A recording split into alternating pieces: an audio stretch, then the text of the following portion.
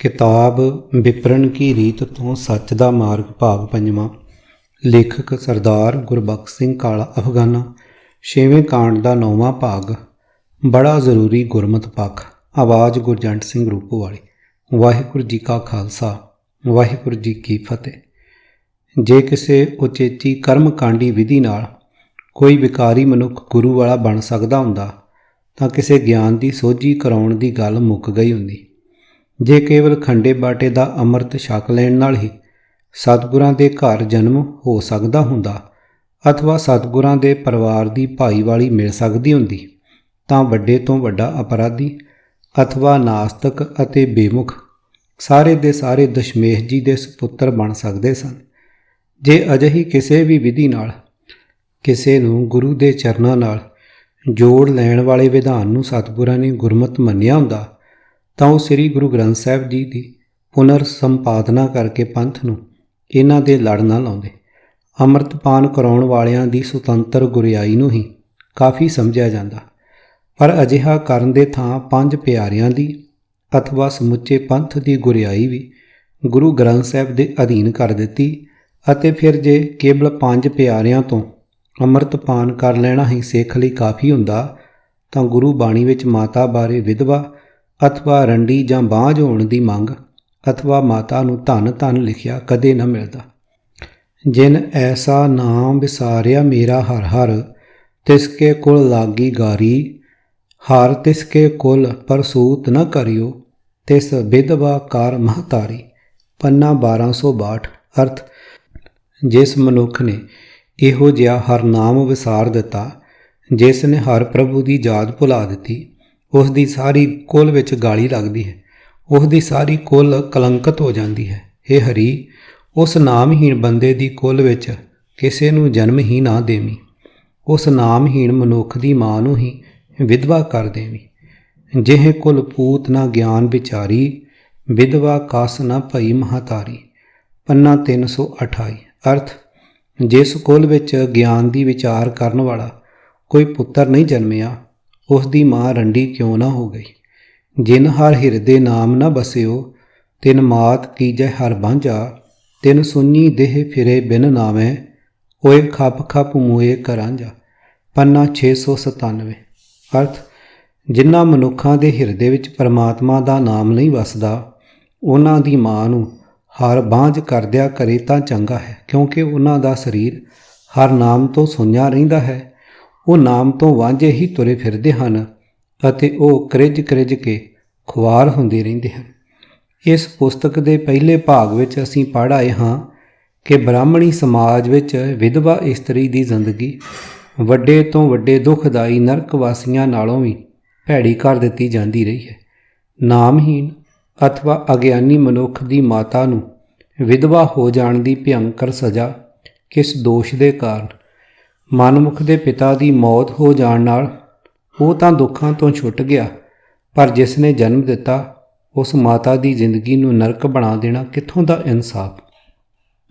ਪ੍ਰਭੂ ਦੀ ਯਾਦ ਨਾਲ ਜੁੜੇ ਰਹਿਣ ਦੀ ਪਰਵਾਹ ਨਾ ਕਰਨ ਵਾਲੇ ਮਨੁੱਖ ਨੂੰ ਜਨਮ ਦੇਣ ਵਾਲੀ ਮਾਤਾ ਨੂੰ ਬਾਂਝ ਰੱਖਣ ਦੀ ਪ੍ਰਭੂ ਕੋਲੋਂ ਸਤਿਗੁਰਾਂ ਨੇ ਕਿਸ ਕਾਰਨ ਮੰਗ ਕੀਤੀ?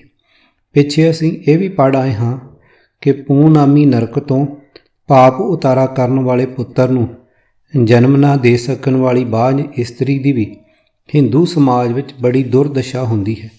ਕਿ ਕਿਸੇ ਚੰਗੇ ਜਾਂ ਮੰਦੇ ਮਨੁੱਖ ਦਾ ਜਨਮ ਮਾਤਾ ਪਿਤਾ ਦੇ ਵੱਸ ਦੀ ਗੱਲ ਹੈ? ਇਹ ਸ਼ੰਕਾ ਵੀ ਸਤਿਗੁਰਾਂ ਨੇ ਆਪ ਹੀ ਦੂਰ ਕਰ ਦਿੱਤਾ ਹੋਇਆ ਹੈ ਕਿ ਹੁਕਮੇ ਜੰਮਣ ਹੁਕਮੇ ਮਰਨਾ। ਪੰਨਾ 564।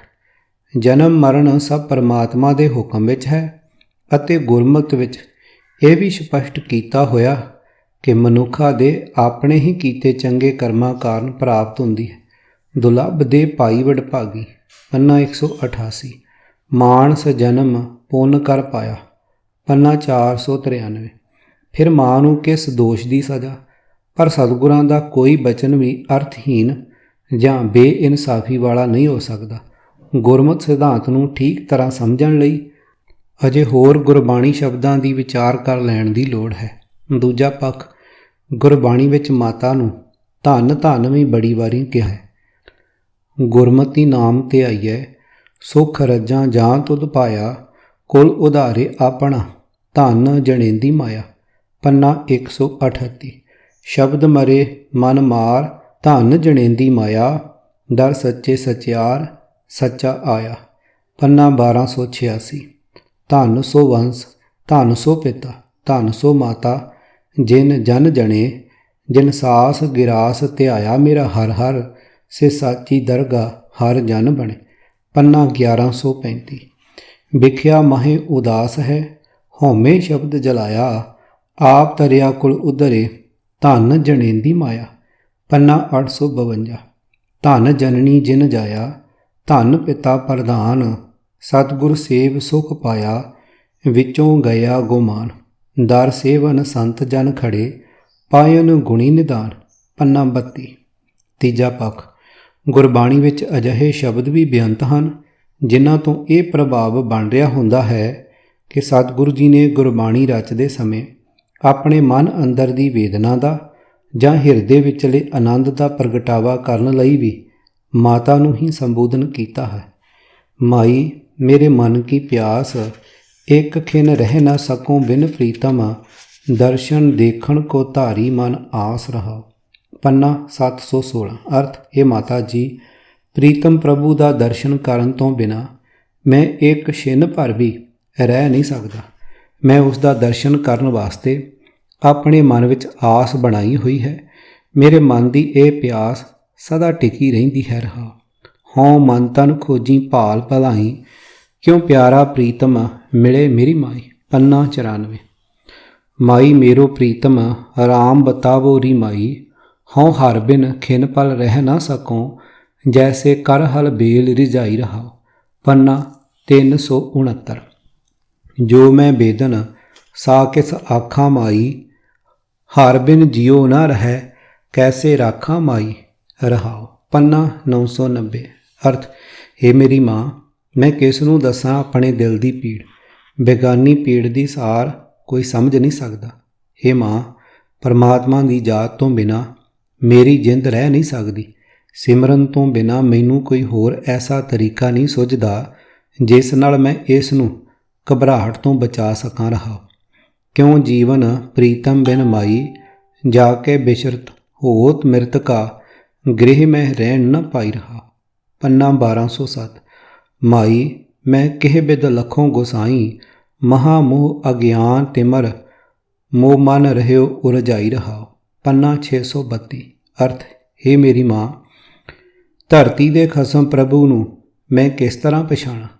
ਮੇਰਾ ਮਨ ਤਾਂ ਅਗਿਆਨਤਾ ਦੇ ਕਾਰਨ ਵੱਡੇ ਮੋਹ ਦੇ ਹਨੇਰੇ ਵਿੱਚ ਹੀ ਫਸਿਆ ਰਹਿੰਦਾ ਹੈ। ਰਹਾਓ ਮੈਂ ਸਤਿਗੁਰ ਸੇਤੀ ਪਰਹੜੀ, ਕਿਉਂ ਗੁਰ ਬਿਨ ਜੀਵਾਂ ਮਾਓ, ਮੈਂ ਗੁਰਬਾਣੀ ਆਧਾਰ ਹੈ, ਗੁਰਬਾਣੀ ਲਾਗ ਰਹਾ। ਹਰ ਹਰ ਨਾਮ ਰਤਨ ਹੈ, ਗੁਰ ਤੁਠਾ ਦੇਵੈ ਮਾਏ, ਮੈਂ ਧਰ ਸੱਚੇ ਨਾਮ ਕੀ, ਹਰ ਨਾਮ ਰਹਾ ਲਿਵ ਲਾਏ। ਪੰਨਾ 758। ਅਰਥ, ਹੇ ਮਾਂ, ਮੇਰਾ ਆਪਣੇ ਗੁਰੂ ਨਾਲ ਡੂੰਘਾ ਪਿਆਰ ਹੈ। ਗੁਰੂ ਤੋਂ ਬਿਨਾਂ ਮੈਂ ਕਿਵੇਂ ਜੂ ਸਕਦਾ ਹਾਂ। ਗੁਰੂ ਮੇਰਾ ਸਹਾਰਾ ਹੈ। ਗੁਰੂ ਦੀ ਬਾਣੀ ਵਿੱਚ ਜੁੜ ਕੇ ਹੀ ਮੈਂ ਰਹਿ ਸਕਦਾ। ਹੇ ਮਾਂ, ਪਰਮਾਤਮਾ ਦਾ ਨਾਮ ਰਤਨ ਵਰਗਾ ਕੀਮਤੀ ਪਦਾਰਥ ਹੈ ਜੋ ਗੁਰੂ ਦੀ ਪ੍ਰਸੰਨਤਾ ਰਾਹੀਂ ਪ੍ਰਾਪਤ ਹੁੰਦਾ ਹੈ। ਸਦਾ ਥਿਰ ਰਹਿਣ ਵਾਲੇ ਪ੍ਰਭੂ ਦਾ ਨਾਮ ਮੇਰਾ ਆਸਰਾ ਬਣ ਚੁੱਕਾ ਹੈ। ਪ੍ਰਭੂ ਦੇ ਨਾਮ ਵਿੱਚ ਸੁਰਤ ਜੋੜ ਕੇ ਹੀ ਮੈਂ ਰਹਿ ਸਕਦਾ ਹਾਂ। ਅਤੇ ਜਦ ਸਤਿਗੁਰਾਂ ਨੇ ਆਨੰਦ ਅਥਵਾ ਸੁੱਖ ਵਾਲੀ ਅਵਸਥਾ ਦਾ ਭੇਦ ਸਾਨੂੰ ਸਮਝਾਉਣਾ ਸੀ, ਫਿਰ ਵੀ ਮਾਤਾ ਨੂੰ ਹੀ ਸੰਬੋਧਨ ਕਰਕੇ ਸ਼ਬਦ ਉਚਾਰਨ ਕੀਤੇ ਹਨ। ਆਨੰਦ ਭਇਆ ਮੇਰੀ ਮਾਏ, ਸਤਿਗੁਰੂ ਮੈਂ ਪਾਇਆ, ਸਤਿਗੁਰ ਤਾਂ ਪਾਇਆ ਸਹਿਜ ਸੇਤੀ, ਮਨ ਵੱਜੀਆਂ ਵਧਾਈਆਂ। ਪੰਨਾ 917। ਮਾਈ ਮੇਰੇ ਮਨ ਕੋ ਸੁਖ, ਕੋਟ ਆਨੰਦ ਰਾਜ ਸੁਖ ਭੁਗਵੈ, ਹਰ ਸਿਮਰਤ ਬਿਨ ਸੇ ਸਭ ਦੁਖ ਰਹਾ। ਪੰਨਾ 717।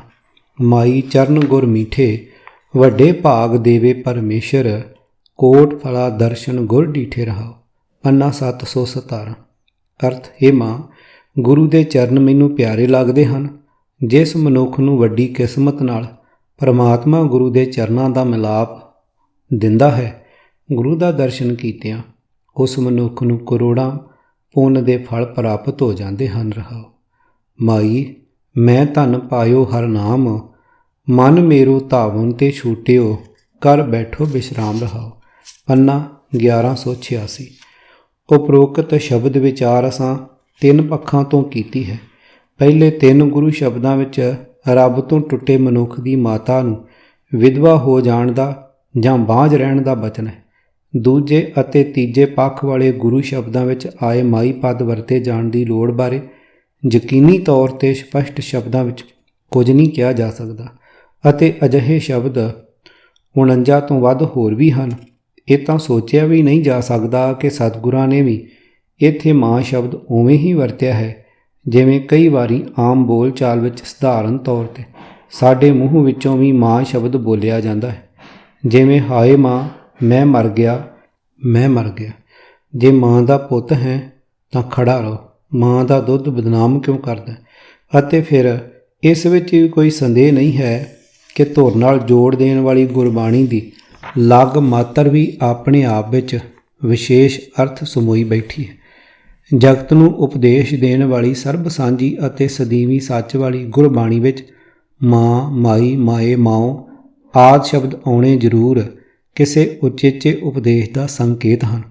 ਹੋ ਸਕਦਾ ਹੈ ਕਿ ਵਿਦਵਾਨ ਗੁਰਮੁਖਾਂ ਦਾ ਇਸ ਬਾਰੇ ਕੋਈ ਹੋਰ ਬੜਾ ਵਧੀਆ ਨਿਰਣਾ ਹੋਵੇ, ਪਰ ਦਾਸ ਦੀ ਤੁੱਛ ਬੁੱਧੀ ਅਨੁਸਾਰ ਪਹਿਲੇ ਤਿੰਨ ਗੁਰੂ ਫਰਮਾਨਾਂ ਤੋਂ ਇਹ ਸੰਕੇਤ ਮਿਲਦਾ ਹੈ ਕਿ ਔਲਾਦ ਨੂੰ ਚੰਗਾ ਜਾਂ ਮਾੜਾ ਬਣਾਉਣ ਵਿੱਚ ਮਾਂ ਦਾ ਬੜਾ ਵੱਡਾ ਹੱਥ ਹੁੰਦਾ ਹੈ। ਇਸ ਗੁਰਮਤਿ ਨਿਯਮ ਨੂੰ ਸਪਸ਼ਟ ਕਰਨ ਵਾਲੀਆਂ ਪ੍ਰਚਲਿਤ ਗਾਥਾਵਾਂ ਵਿੱਚੋਂ ਕੁਝ ਇਸ ਪ੍ਰਕਾਰ ਹਨ। ਨੰਬਰ 1। ਤੀਸਰੀ ਜਮਾਤ ਵਿੱਚ ਪੜ੍ਹਦੇ ਸਮੇਂ ਸਾਡੀ ਉਰਦੂ ਦੀ ਕਿਤਾਬ ਵਿੱਚ ਤਸਵੀਰ ਸਮੇਤ ਕਹਾਣੀ ਸੀ ਕਿ ਇੱਕ ਮਨੁੱਖ ਚੋਰੀ ਕਰਦਾ ਪੁਲਿਸ ਨੇ ਕਾਬੂ ਕਰ ਲਿਆ। ਉਸ ਚੋਰ ਦੀ ਮਾਂ ਆਪਣੇ ਪੁੱਤਰ ਦੀ ਸਹਾਇਤਾ ਲਈ ਰੋਂਦੀ ਕੁਰਲਾਉਂਦੀ ਪੁਲਿਸ ਕੋਲ ਫਰਿਆਦ ਕਰਨ ਆਈ। ਹੱਥ ਘੜੀਆਂ ਵਿੱਚ ਨੂੜੇ ਹੋਏ ਉਸਦੇ ਕਾਕੇ ਨੇ ਆਪਣੀ ਮਾਂ ਨੂੰ ਕੰਨ ਨੇੜੇ ਕਰਨ ਲਈ ਕਿਹਾ। ਮਾਂ ਨੇ ਸਮਝਿਆ ਕਿ ਮੇਰੇ ਸੁੱਖੀ ਲੱਦੇ ਲਾਲ ਨੇ ਕੋਈ ਖਾਸ ਭੇਦ ਵਾਲੀ ਗੱਲ ਦੱਸਣੀ ਹੋਵੇਗੀ, ਪਰ ਜਦ ਮਾਂ ਨੇ ਆਪਣੇ ਕੰਨ ਪੁੱਤਰ ਦੇ ਮੂੰਹ ਦੇ ਨੇੜੇ ਕੀਤਾ ਤਾਂ ਪੁੱਤਰ ਨੇ ਮਾਂ ਦਾ ਕੰਨ ਆਪਣੇ ਦੰਦਾਂ ਨਾਲ ਟੁੱਕ ਦਿੱਤਾ। ਮਾਤਾ ਪੀੜ ਨਾਲ ਚਚਲਾ ਉੱਠੀ ਅਤੇ ਉਸ ਦੇ ਕੱਪੜੇ ਲਹੂ ਨਾਲ ਭਿੱਜ ਗਏ। ਪੁਲਿਸ ਵਾਲਿਆਂ ਦੇ ਪੁੱਛਣ 'ਤੇ ਚੋਰ ਨੇ ਦੱਸਿਆ ਕਿ ਮੈਨੂੰ ਚੋਰ ਬਣਾਉਣ ਵਾਲੀ ਮੇਰੀ ਇਹ ਮਾਂ ਹੀ ਹੈ। ਛੋਟਾ ਹੁੰਦਾ ਇੱਕ ਵਾਰੀ ਮੈਂ ਸਕੂਲੋਂ ਇੱਕ ਕਲਮ ਚੋਰੀ ਕਰ ਲਿਆਇਆ ਸਾਂ ਤਾਂ ਮਾਂ ਨੇ ਝਿੜਕਣ ਦੀ ਥਾਂ ਸਗੋਂ ਮੈਨੂੰ ਪਿਆਰ ਕਰਕੇ ਮੇਰਾ ਹੌਸਲਾ ਵਧਾਇਆ। ਫਿਰ ਮੈਂ ਨਿੱਤ ਕੋਈ ਨਾ ਕੋਈ ਚੀਜ਼ ਚੋਰੀ ਚੁੱਕ ਲਿਆਉਣੀ ਅਤੇ ਇਹ ਮਾਂ ਮੇਰੇ 'ਤੇ ਪਰਦੇ ਪਾਉਂਦੀ ਰਹੀ, ਜਿਸ ਦਾ ਹੀ ਸਿੱਟਾ ਹੈ ਕਿ ਮੈਂ ਬੜਾ ਵੱਡਾ ਚੋਰ ਬਣ ਗਿਆ ਅਤੇ ਹੁਣ ਜੇਲ੍ਹ ਦੇ ਤਸੀਹੇ ਭੁਗਤਾਂਗਾ। ਨੰਬਰ 2। ਇਸੇ ਤਰ੍ਹਾਂ ਸ੍ਰੀ ਮੋਹਨ ਸਿੰਘ ਢਿੱਲੋਂ ਦੀ ਲਿਖੀ ਬਾਬਾ ਫਰੀਦ ਜੀ ਦੀ ਜਨਮ ਸਾਖੀ ਦੇ 11ਵੇਂ ਸਫ਼ੇ 'ਤੇ ਪੰਜਾਬ ਭਾਸ਼ਾ ਵਿਭਾਗ ਵਾਲਿਆਂ ਦੇ ਹਵਾਲੇ ਨਾਲ ਲਿਖਿਆ ਹੈ ਕਿ ਬਾਬਾ ਫਰੀਦ ਜੀ ਦੀ ਧਰਮਾਤਮਾ ਮਾਤਾ ਮਰੀਅਮ ਜੀ, ਹਜ਼ਰਤ ਈਸਾ ਜੀ ਦੀ ਮਾਤਾ ਦਾ ਨਾਮ ਵੀ ਮਰੀਅਮ ਹੀ ਸੀ, ਹਜ਼ਰਤ ਮੁਹੰਮਦ ਸਾਹਿਬ ਦੇ ਖਾਨਦਾਨ ਵਿੱਚੋਂ ਸਨ। ਉਹਨਾਂ ਨੇ ਫਰੀਦ ਜੀ ਨੂੰ ਬਚਪਨ ਵਿੱਚ ਹੀ ਸ਼ੱਕਰ ਦਾ ਲਾਲਚ ਦੇ ਕੇ 5 ਵਕਤ ਨਮਾਜ਼ ਪੜ੍ਹਨ ਲਈ ਪ੍ਰੇਰਿਆ। ਫਰੀਦ ਜੀ ਦੇ ਮਾਤਾ ਜੀ ਉਸ ਦੇ ਸੌਣ ਵਾਲੇ ਮੰਜੇ ਦੇ ਸਰਹਾਣੇ ਹੇਠਾਂ ਸ਼ੱਕਰ ਦੀ ਪੁੜੀ ਰੱਖ ਦਿਆ ਕਰਦੇ ਸਨ। ਫਰੀਦ ਜੀ ਜਦੋਂ ਨਮਾਜ਼ ਪੜ੍ਹ ਕੇ ਆਉਂਦੇ ਤਾਂ ਸਰਹਾਣੇ ਹੇਠਲੀ ਸ਼ੱਕਰ ਕੱਢ ਕੇ ਖਾ ਲੈਂਦੇ। ਮਾਤਾ ਜੀ ਉਪਦੇਸ਼ ਕਰਦੇ, ਹੈ ਪੁੱਤਰ, ਜਿਹੜੇ ਲੋਕ ਅੱਲਾ ਵਾਹਿਗੁਰੂ ਦੀ ਬੰਦਗੀ ਕਰਦੇ ਹਨ, ਰੱਬ ਉਹਨਾਂ ਨੂੰ ਮਿੱਠੇ ਪਦਾਰਥ ਖਾਣ ਨੂੰ ਦਿੰਦਾ।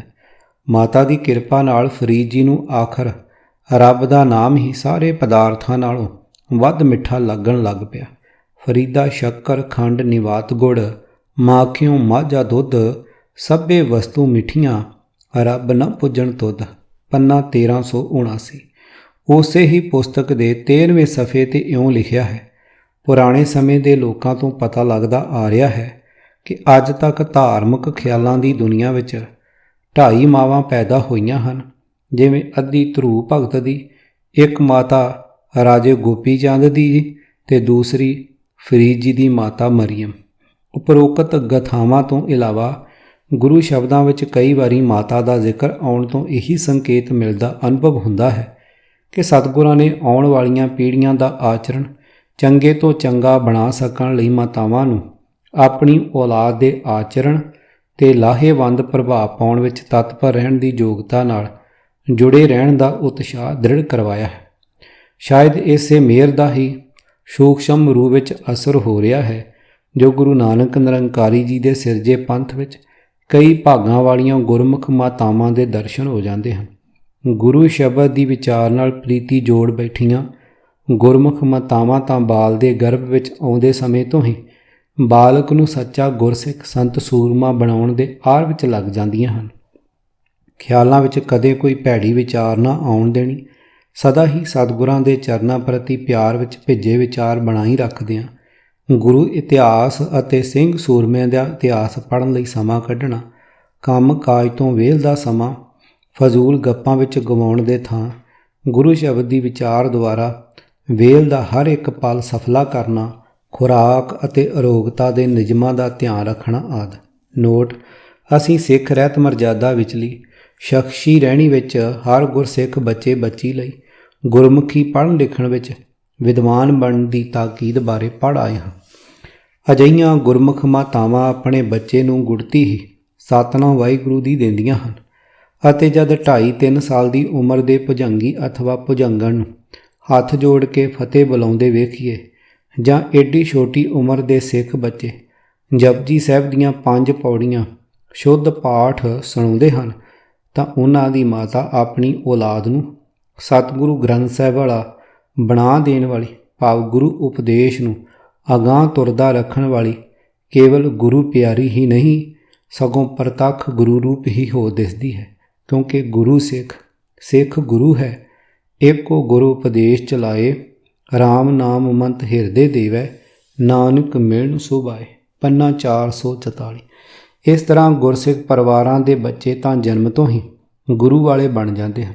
ਪਾਠ ਕਰਨਾ, ਗੁਰਦੁਆਰੇ ਜਾ ਕੇ ਜੋੜਿਆਂ ਦੀ ਸੇਵਾ ਕਰਨੀ, ਸਤਿਗੁਰਾਂ ਦੇ ਦਰਬਾਰ ਵਿੱਚ ਸ਼ਬਦ ਗਾਇਨ ਕਰਨਾ ਅਤੇ ਮੁੱਖ ਵਾਕ ਲੈਣਾ, ਛੋਟੀ ਉਮਰ ਦੇ ਅਜਿਹੇ ਸਿੱਖ ਬੱਚੇ ਆਪਣੀ ਮਾਤਾ ਦੀ ਸਿੱਖਿਆ ਦੁਆਰਾ ਗੁਰੂ ਨਾਨਕ ਜੀ ਦੇ ਸਿੱਖ ਬਣ ਚੁੱਕੇ ਹੁੰਦੇ ਹਨ ਅਤੇ ਹੁਣ ਕੇਵਲ ਖੰਡੇ ਬਾਟੇ ਦਾ ਅੰਮ੍ਰਿਤ ਛਕਣ ਸਮੇਂ ਗੁਰਮਤਿ ਅਨੁਸਾਰ ਜੀਵਨ ਜਿਉਂਦਿਆਂ ਆਪਣੇ ਜਨਮ ਤੋਂ ਮਿਲੀ ਜਾਤ ਗੋਤ ਨੂੰ ਭੁੱਲ ਭੁਲਾ ਕੇ ਗੁਰੂ ਦੇ ਬਣ ਚੁੱਕੇ 5 ਕਕਾਰਾਂ ਦੇ ਧਾਰਨੀ ਰਹਿਣ ਦਾ ਪ੍ਰਣ ਲੈਣ ਦੀ ਹੀ ਕਸਰ ਬਾਕੀ ਹੁੰਦੀ ਹੈ। ਇਸ ਤਰ੍ਹਾਂ ਪਹਿਲਾਂ ਦਸ਼ਮੇਸ਼ ਜੀ ਦੇ ਪੁੱਤਰ ਅਖਵਾਉਣ ਜੋਗੇ ਬਣ ਕੇ ਫਿਰ ਖੰਡੇ ਬਾਟੇ ਦਾ ਅੰਮ੍ਰਿਤ ਛਕ ਕੇ 5 ਕਕਾਰਾਂ ਦਾ ਧਾਰਨੀ ਬਣਨਾ ਹੈ। ਫਿਰ ਆਪਣੇ ਆਪ ਨੂੰ ਦਸ਼ਮੇਸ਼ ਜੀ ਦਾ ਪੁੱਤਰ ਅਥਵਾ ਬਾਬਾ ਅਜੀਤ ਸਿੰਘ ਜੀ, ਬਾਬਾ ਜੁਝਾਰ ਸਿੰਘ ਜੀ ਹੋਰਾਂ ਦੇ ਭਾਈ ਅਖਵਾਉਣ ਦੇ ਹੱਕਦਾਰ ਬਣ ਜਾਈਦਾ ਹੈ। ਜਿੰਨਾ ਚਿਰ ਅਸੀਂ ਗੁਰੂ ਨਾਨਕ ਸਾਹਿਬ ਜੀ ਦੇ ਬਖਸ਼ੇ ਸਿਧਾਂਤ ਦੀ ਅਸਲੀਅਤ ਨਾਲ ਨਹੀਂ ਜੁੜਦੇ, ਸਾਡੀ ਕਲਿਆਣ ਕਦੇ ਨਹੀਂ ਹੋਣੀ। ਆਓ ਬਿਨਾਂ ਕਿਸੇ ਵਿਤਕਰੇ ਦੇ ਸਰਬੱਤ ਦੇ ਭਲੇ ਲਈ ਜੋਦੜੀਆਂ ਕਰਨੀਆਂ ਸਿਖਾਉਣ ਵਾਲੇ ਸਤਿਗੁਰੂ ਜੀ ਦੇ ਇਸ ਫੁਰਮਾਨ ਦੀ ਅਸਲੀਅਤ ਨੂੰ ਪਛਾਣ ਕੇ ਰੁੱਸੀ ਹੋਈ ਖਾਲਸਾਈ ਆਨ ਬਾਨ ਅਤੇ ਸ਼ਾਨ ਨੂੰ ਮੋੜ ਕੇ ਆਪਣੇ ਵਿਹੜੇ ਵਿੱਚ ਲਿਆ ਵਾੜਨ ਦੇ ਆਹਰ ਵਿੱਚ ਜੁਟ ਜਾਈਏ। ਜਗਤ ਜਲੰਦਾ ਰੱਖ ਲੈ ਆਪਣੀ ਕਿਰਪਾ ਧਾਰ, ਜਿਤ ਦੁਬਾਰੇ ਉੱਭਰੇ ਤਿੱਤੈ ਲਿਹੋ ਉਬਾਰ। ਸਤਿਗੁਰ ਸੁਖ ਵੇਖਾਲਿਆ ਸੱਚਾ ਸ਼ਬਦ ਵਿਚਾਰ, ਨਾਨਕ ਅਵਰ ਨ ਸੁਝਈ ਹਰ ਬਿਨ ਬਖਸ਼ਣਹਾਰ। ਪੰਨਾ 853। ਕਿਤਾਬ ਵਿਪਰਨ ਕੀ ਰੀਤ ਤੋਂ ਸੱਚ ਦਾ ਮਾਰਗ, ਭਾਗ 5ਵਾਂ। ਲੇਖਕ ਸਰਦਾਰ ਗੁਰਬਖਸ਼ ਸਿੰਘ ਕਾਲਾ ਅਫਗਾਨਾ। 6ਵੇਂ ਕਾਂਡ ਦਾ 9ਵਾਂ ਭਾਗ। ਆਵਾਜ਼ ਗੁਰਜੰਟ ਸਿੰਘ ਰੂਪੋਵਾਲੀ। ਵਾਹਿਗੁਰੂ ਜੀ ਕਾ ਖਾਲਸਾ, ਵਾਹਿਗੁਰੂ ਜੀ ਕੀ ਫਤਿਹ।